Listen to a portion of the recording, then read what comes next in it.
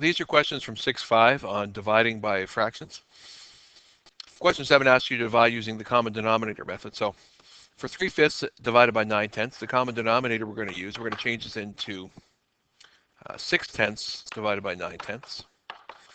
And remember that when you divide, you can divide the numerators, you can divide the denominators. But the important thing is if you found a common denominator, every time you divide by itself, you're going to end up with 1. And since this is going to end up with, I'm not going to think of 6/9 as a decimal, I'm going to think of it as a fraction. Dividing by 1 really it does nothing to it. So my answer is simply going to be whatever my numerator is.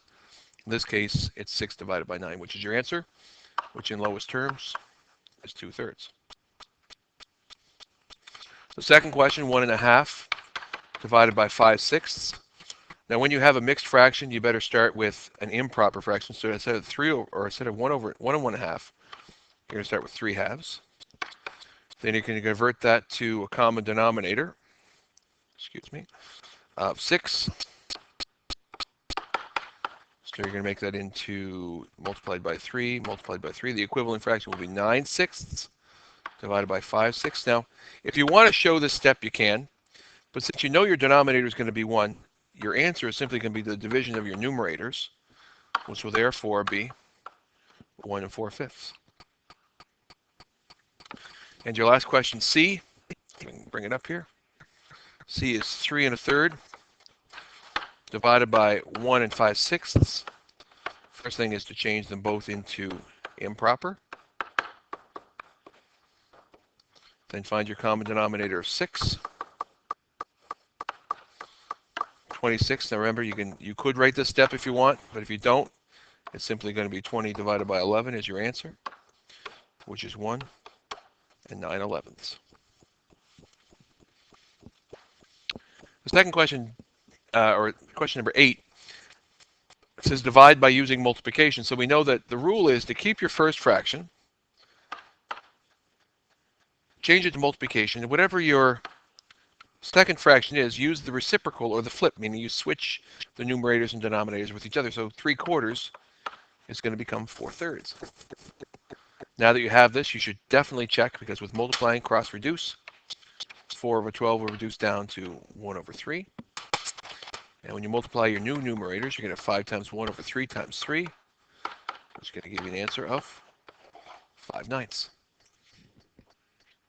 In the second question, you can never use mixed fractions, so the first thing you should do is change this question to improper. Keep your first fraction, change to multiplication, and use the reciprocal of the second fraction. Check for cross reduction. 4/2 will reduce down to 2/1. Multiply your numerators and your denominators to give you a final answer of 18/5, which is improper. As a mixed fraction, it's 3 3/5. And finally, your last one, 10 divided by a mixed fraction. So when you have a whole number, remember that a whole number is simply a fraction over 1. So sometimes people find it useful to write it over 1. Divided by 2.5, which of course is a mixed fraction, which I can't do, so I have to change that to 5/2. Keep your first fraction, or 10, multiplied by the reciprocal of 2.5. The reciprocal of 2.5 is 2/5. Now if you cross reduce, you're going to go 10/5 is 2/1, and you're going to end up with a final answer of 4. If you didn't cross reduce, you ended up with 20/5, but 20/5 is still going to give you the final answer of 4.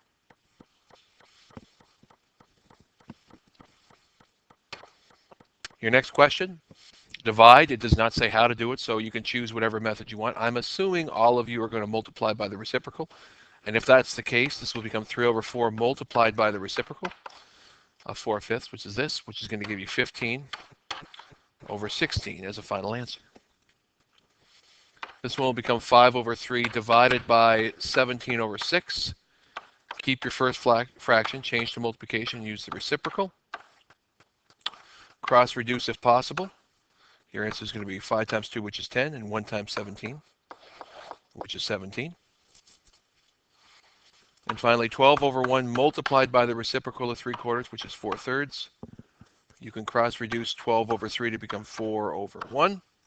Now, if you didn't cross reduce, If you didn't cross reduce, you got 36 over 3, which is simply 12. Divide, again, does not ask for a method, so you can choose whatever you want. I'm going to use multiplication method.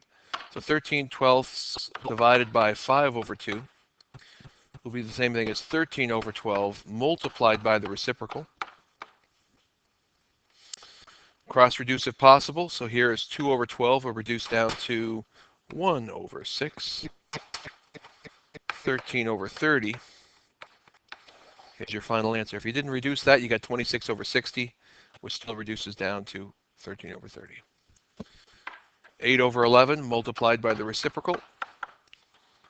Cross reduce 8 over 4. If I thought about 8 over 4, we'll reduce down to 2 over 1, which will give me 10 over 11. If you didn't cross reduce, you got 40 over 44, but 40 over 4 still reduces to 10 over 11. And finally, the last question will be 11 over 8 divided by 11 over 4. Keep the first fraction, change the multiplication and the reciprocal. 11 over 11 cross reduces to just being 1.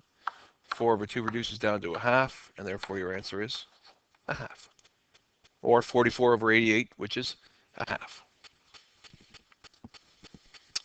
Question 11 is, in a comedy review, each performer has a quarter-hour slot. How many performers are there in a 2-hour show? So it's a 2-hour show divided into 1 quarter-hour or 15-minute slots. So if I look at that sentence, a 2-hour show divided into quarter-hour slots would look like this as a division statement. 2 hours divided into quarter-hour slots. Keep your first one. Change the multiplication by the reciprocal. The reciprocal of a quarter is 4. And therefore, your answer is 8. Or therefore, there are 8 1/4-hour slots in 2 hours.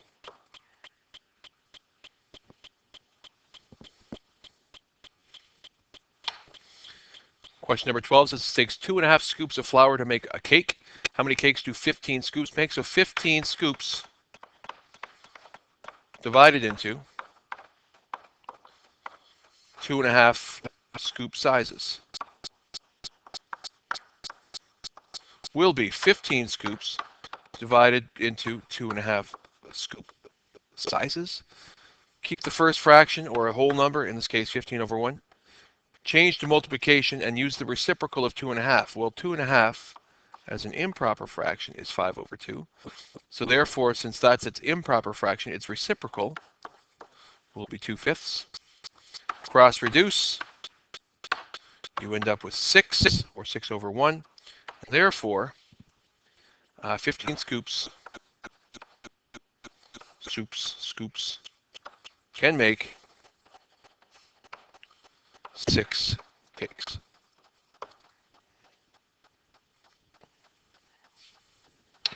And finally, your last question, 13. There's different ways you can do it. I like doing it this way to kind of visualize it a little bit better. So 3/4 of a can of apple juice fills 6 glasses. How many glasses will a whole can of apple juice take? So 3/4 of a can will equal 6 glasses. So the first thing you need to reason is, well, what would 1/4 of a can do if 3/4 can do 6? And therefore the answer would be 2 glasses. And if 1/4 equals 2 glasses, then a full can, which of course is 4/4, would be 4 times that much, which would be 8 glasses. And therefore, a full can of apple juice can make 8 glasses.